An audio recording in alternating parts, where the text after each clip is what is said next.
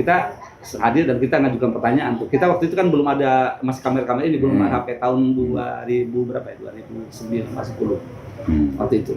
Nah tahu nyebar aja, kita juga nggak tahu ini antum ya, waktu itu masih imut-imut kita masih kurus. Kita tanya beberapa pertanyaan yang nggak dijawab, lu gak Tambunan sama siapa tuh yang waktu itu waktu ini siapa lagi tuh ada 3 lah yang nah walhasil jadi kita tanya tuh, saya bilang boleh saya tanya gitu. Ini saya yakin bawa Bible semua kan? Berapa orang? Bertiga. Oh iya. Nah, iya itu kayaknya boleh dikeluarkan gitu kan. Ya kita tanya masalah dan mulai kasih penyaliban, ya Matius 2:74 mengatakan, kemudian Lukas itu yang ayat misterius itu, yang Yesus akan dibangkitkan ketika hadir kematiannya, dan itu diceritakan dalam Torah, Mazmur dan Kisah. Matius 24:46. Ya, dan Lukas itu kalau Lukas 24 ayat 46 ya. Nah, saya bilang kalau memang ini asli, tolong coba di mananya, ada nggak di Perjanjian Lama ada nggak? Bisa. Yang lucu yang Matius itu, saya bilang ini Matius panjang lah, Matius 3 jaman itu sampai sore lah. Ini nggak apa-apa ya, saya cerita dulu. Nggak apa-apa. Ini justru bisa jadi konten ini. Mendingan mikir satu-satu. Saya bilang, punten yang Anda pegang ini asli apa tidak nih? Gitu kan. Lu asli. Punten saya bilang, coba tolong saya sebutkan apa aja gitu kan. Ya Matius, Lukas, dan seterusnya. Yohanes. Ini Matius ini, siapa yang nulis Matius ini gitu? Ya Rasul Matius. Yakin nih Rasul Matius? Iya, kami yakin itu kan.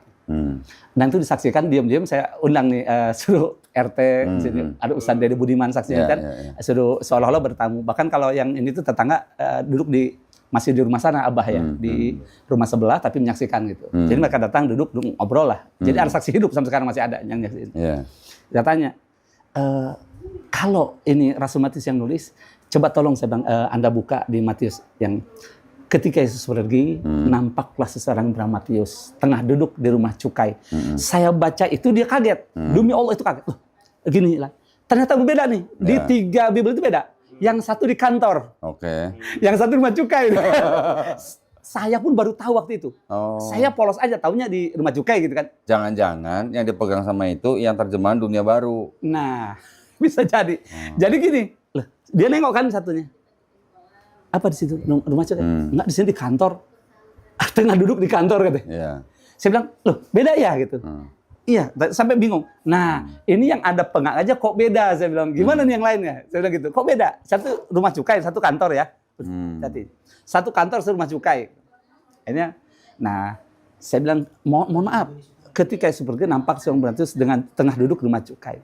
Berkatalah ia kepadanya, ikutlah bersamaku, lantas ikutlah ia bersamanya. Yang jadi pertanyaan saya, kalau ini yang nulis adalah Matius, Rasul, mestinya mohon maaf, saya orang kampung nih, saya bilang.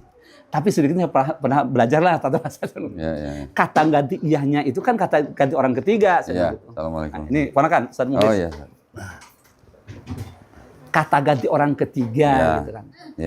Mestinya kalau ini Rasul Matius yang nulis, mohon maaf saya bilang. Ketika Yesus pergi, nampaklah aku olehnya. Berkatalah ia kepadaku, ikut aku bersama. Ini saya bilang saya respect, walaupun kita berbeda keyakinan, oke lah. Tapi kenapa dia mengatakan nampaklah seseorang bernama Matius? Ini punten Matius yang mana nih? Kan Matius banyak kalau di Filipina, mungkin di komunitas yang di Manado, di mana banyak. Ada Matius. Jadi kita ngobrol, ada Matius punten, saya bilang security bisa jadi, ada Matius apa? Kan bisa jadi saya bilang. Ini Matius yang mana? Sambil kita senyum-senyum biasa gitu. Itu merah langsung diam. Nggak bisa tuh, nggak bisa. Terus? Singkatnya terus masalah penyaliban lah apa segala macam, sampai ya itu yang lucu ya masalah penyaliban juga. Ini sikap Anda terhadap punten, saya kurang paham. Saya bilang keyakinan Anda di Yehova. Yang jelas kalau yang maaf sependek pengetahuan saya sebenarnya kalau Katolik meyakini itu penebusan dosa. Saya bilang. Anggaplah Anda, saya bilang itu meyakini tentang penebusan dosa. Nah, bagaimana sikap Anda kepada 6 orang Yahudi yang membunuh, yang menyalib Yesus itu? Nah, dalam Matius 27 itu 46 kan dikatakan sedang Kira-kira pukul 12 datanglah segumpal awan. Hingga pukul 3 berteriaklah Yesus dengan suara nyaring. Eli, Eli lama sabachthani. Maaf, saya bilang. Saya nggak nanya Anda paham bahasa Ibrani atau tidak. Kalau ada kiai nih, kan Quran itu bahasa Arab, nggak ngerti bahasa Arab, kayaknya sih mohon maaf perlu dipertanyakan ke kiaiannya, ke ustadzannya, mohon maaf. Nah, kalau Tuhan sebagai sebagai Tuhan yang paling minta tolong gitu kan.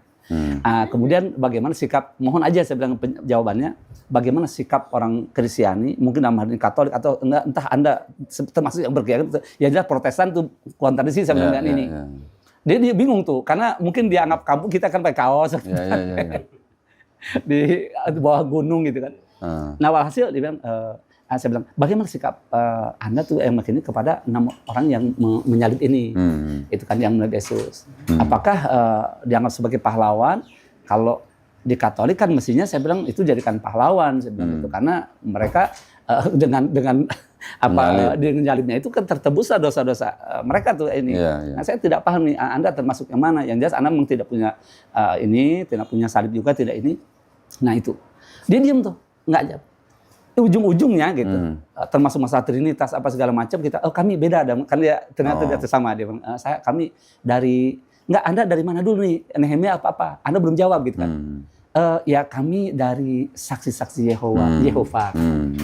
Oh iya, Yehova kan saya bilang, iya kami dari saksi Yehova. Jadi ujungnya dia akhirnya ngaku juga dari Yehova. Kami jadi nggak ada kaitan dengan Protestan ini. Ya maaf saya bilang, kalau bagi mereka yang saya dengar nih, kelompok Anda dianggap sesat kan, saya bilang gitu, karena menyimpang. Kalau di kami itu mungkin Ahmadiyahnya, saya bilang gitu. Dia bilang, ya itu mereka, aja urusan mereka, kami pokoknya yang jelas prinsip kami begini-begini, ya baik. Nah, sampai berapa pertanyaan tidak jawab. Jawabannya begini, ada sampai mungkin Kardinal masih ada. Mungkin namanya nggak selesai, nggak enak ya, karena dia pada akhirnya dia minta belajar Al-Quran. Saya yakin ini jadi itu berlanjut kok. Ternyata tidak satu kali. Asal gini, baik kami nggak bisa jawab sekarang. Ada senior kami kapan ada waktu. Sabtu ada, tiap Sabtu tuh sampai 6 kali pertemuan. Dan itu temporakan ada Ustadz Deddy Budiman yang menyaksikan itu. Ada tetangga, terus ada RT juga kita undang. Cuma kalau RT udah almarhum, cuma yang Ustadz Deddy masih ada. Setiap Sabtu tuh dari jam 9 sampai jam 2. Di mana? Di rumah Abah. Kita masih rumah kita yang masih di sana waktu itu. Kita kesini 2005, 2006. Jadi waktu itu sampai jam 2 siang, kita tinggalkan sholat dulu baru lanjut. Dari jam 9 tuh sampai jam 2. Jadi tiap Sabtu tuh jam 9 sampai jam 2, 9 sampai 2. Yang datang seniornya? Iya, jadi bawa dia. Jadi bawa, ya waktu itu, bawa lagi tiap Sabtu bawa 2 orang. Jadi ya cuma satu nih yang ketuanya itu yang 3 itu. Di antara yang 3 itu ketuanya ada pendeta X lah, ada kartu namanya. Nah sudah, akhirnya malah bawa PR lagi tuh. Bawa apa? Bawa PR lagi dari kita, artinya nggak bisa jawab juga. Jadi ngambang terus jawabannya. Dari mulai termasuk ayat misterius itu, buktikan itu, kemudian ada berapa pertanyaan, 3, 4 itu. Saya bilang, ya ini jawaban kami katanya. Ya tapi saya sangat tidak puas karena tidak nyambung dengan ini kami. Nah kata itu, baik nanti pekan aja kita lanjutkan ya. Ada yang Bendungan Hilir, yang agak lumayan saya anggap bisa ini tuh dari Bendungan Hilir tuh. Orangnya. Yang banyak inilah, ya cincongnya lumayan, tapi walaupun nggak nyambung gitu, dia paksakan. Ya kok lebih paham lah gitu ya. Jadi kesannya memaksakan gitu jawaban itu. Saya bilang, saya nggak puas. Nah itu aja yang di Bendungan Hilir. Kalau yang dari ada Kalimantan tuh, dari, saya lupa deh, kalau nggak salah, bukan dari Banjar. Mana tuh pokoknya dari Kalimantan lah, lagi Jakarta dibawa. Jadi dari mana-mana, ada di Jawa Tengah Kendal juga, dari mana gitu. Terus banyak, banyak dia tiap Sabtu sampai 6 kali pertemuan. Terus terakhir Ramadan tuh. Nah waktu itu saya masih di Mekah, saya harus kembali ke Mekah waktu itu kan. Jadi waktu itu pulang aja sebentar. Nah Ramadan, akhirnya kita serahkan. Nah yang terakhir itu dari mulai jam 9 sampai jam 4 sore kok. Nah, dia datang yang terakhir tuh mau dengan keluarga, dia bilang, saya tadi sudah ini sama istri, ternyata katanya ada satu yang tidak bisa ditinggalkan, jadi saya aja dengan anak saya. Jadi nggak bawa teman-temannya lagi tuh. Sudah sampai yang kelima pertemuan tuh sudah nggak bawa lagi di sendiri. Demi Allah kok, apa yang terjadi tuh yang terakhir sudah kita jelaskan apa itu. Nah, ya sampai kita jelaskan tentang miracle-nya Al-Quran itu seperti apa gitu kan. Itu yang Jean Jacques Cousteau yang menemukan 2 lautan yang bertemu tapi tidak saling menyatu itu. Dulu itu orang Perancis, saya bilang dia mengatakan orang terhebat, tapi Dr. Maurice Bucaille yang menyangkal itu, ternyata Nabi kami Muhammad itu sudah menemukan ini dari 1000 yang silam gitu. Buktinya dalam surah Ar-Rahman, Marajal Bahril Taqiyan dan Marajal Laibian gitu. Kita jelasin. Kemudian termasuk teori Big Bang. Saya bilang, Anda mana di Bible ada nggak? Saya bilang, coba kalau saya nggak maksud membandingkan, tapi karena Al-Quran bagi kami nggak bisa dibandingkan dengan apapun, karena kami yakin ya sih. Buktinya kemarin Matius aja dipertanyakan tuh, saya bilang gitu. Bukan ini Anda nggak bisa jawab, dan semua saya nggak bisa jawab gitu. Nggak, jadi saya sangat tidak puas gitu. Nah, ini Al-Quran menyatakan, lihat, awalam yarul ladzina kafaru an samawati wal ardi kanat ratqan fafataqnahuma. Tidakkah orang kafir memperhatikan bagaimana langit bumi awalnya menyatu kemudian jadi itu. Ini dari Big Bang kan sebenarnya. Kemudian 2 lautan itu diturunkan Suez. Bagaimana ternyata air dari sini tidak masuk ke sana, bahkan konon ikan pun tidak masuk, seolah ada dinding pemisah. Barzakhul la yabghiyan. Ini semua kita ceritakan. Nah, walhasil dia sampai dia kayak kaca-kaca di apa? Terakhir itu sore itu sudah kita Pak, awalnya kan Mas, Pak, saya yakin Al-Qur'an firman Allah. Sampai dia ini banget itu. Dia yang ngomong itu. Demi Allah. Seniornya itu. Iya, yang bawa ya dia senior yang bawa pertama, yang itu ketemu betul. pertama. Akhirnya dia terus bawa yang 2 itu nggak dibawa, yang terus bawa lagi ini yang orangnya. Ketuanya di antara yang 3 lah itu, saya pahami itu. Karena dia senior dari PES aja dia lebih tua, lebih senior. Dia bilang, saya yakin Al-Quran firman Allah. Kalau yakin jangan Allah, Allah. Gitu kan. Ya Allah, dia bilang. Itu ayah saya, ada ipar juga, dokter, Edi, ada yang nyaksikan. Ya, begini katanya, saya mau belajar Al-Quran. Mau belajar Al-Quran. Tolong saya dibimbing. Nah, izin permit saya tinggal itu harus sudah kembali ke Mekah itu. Tapi saya nggak cerita kalau saya di ini, nggak. Baik, kalau ini saya bilang boleh, tapi saya nggak berani ngasih Quran nih, karena kita belum ini kan. Di mana saya dapatkan Quran terjemah? Nah, boleh sebutkan ya toko yang kemudian saya tahu ternyata itu. Saya bilang, Anda boleh, di Gramedia banyak. Saya bilang, tuh ada ini.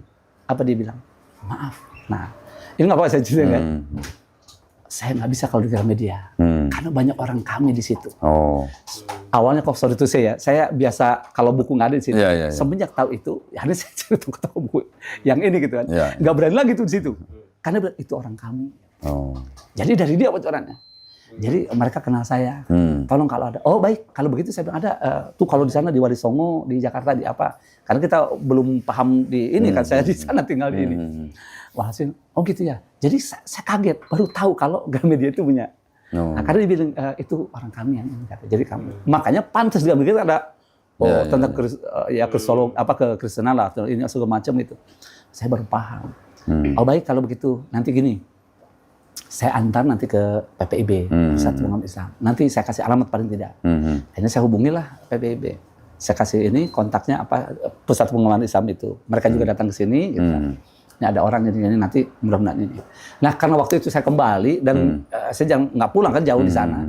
Nah saya lepas kontak gitu jadi nggak tahu gimana. Yang jelas saya yakin Al-Quran Allah dengan kaca-kaca dengan ini itu. Akhirnya Ustadz nggak dapat kabar kalau dia masuk Islam atau enggak? Nah itu nggak dapat kabar. Nggak tahu. Jadi kita harus kontak.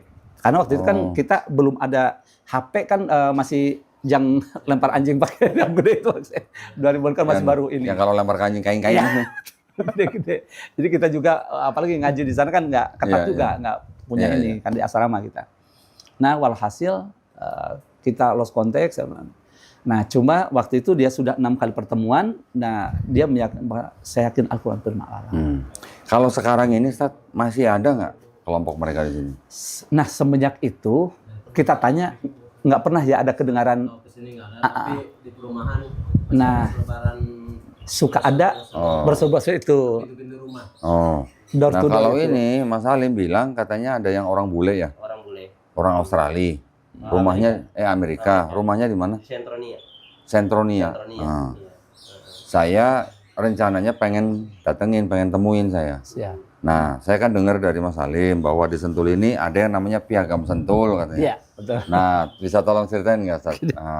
Jadi ini kita akhirnya begitu 2004 kembali itu, wah ternyata di sini luar biasa nih.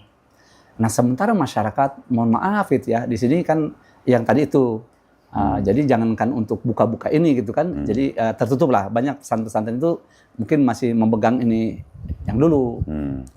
Jadi kayak mungkin nggak pakai pengeras suara. Jadi apalagi baca-baca majalah yang begitu mungkin nggak lah informasi-informasi itu. Sehingga ketika kita gerak pun kita masih ada tertuduh tuh. Waktu itu demo apa karena ada pemurtadan itu rame. Sampai ada bocoran, ada tokoh itu mengatakan jangan ikut Kiai Haji Salam, kata itu mau nyalon dewan. Jadi mereka gabung itu setelah tahu apa yang kita lakukan gitu. Nah, awal kita belum kenal dengan orang pun kan masih belum ini juga. Oh, kita aja dengan yang kita bisa lah gitu mengcounter. Akhirnya ada kasus sebesar tuh 2008 ya kalau nggak salah, yang kasus ini ada, nanti saya bawakan ini gathering katanya. Di mana? Di Taman Budaya. 2008 tuh, insyaallah. Siapa itu mereka? Nah, jadi itu ternyata bukan hanya di sini, di Bekasi juga sebelumnya. Itu setelah kita lacak, di Bekasi juga sama. Modusnya apa semua sama. Jadi mereka didatangkan dari Banten, dari Cianjur, dari Subang, dari Karawang, dari mana-mana tuh. Pakai bis-bis, mobil kecilnya, pokoknya 1000-an lebih lah mobil. Ada bisa dicek, ada Mas Pari itu saksi hidup kan, semua kalau kita gerak bareng-bareng. Nah, ketahuannya waktu itu dari pagi sampai malam itu kok nggak ada yang ke masjid, padahal banyak yang berjilbab. Maka saudara-saudara kita di Munawarah itu kayak Mas Pari, ada banyak lah dari ini itu kayak Ubay semuanya. Nah, Pak Johan kan malap juga tuh.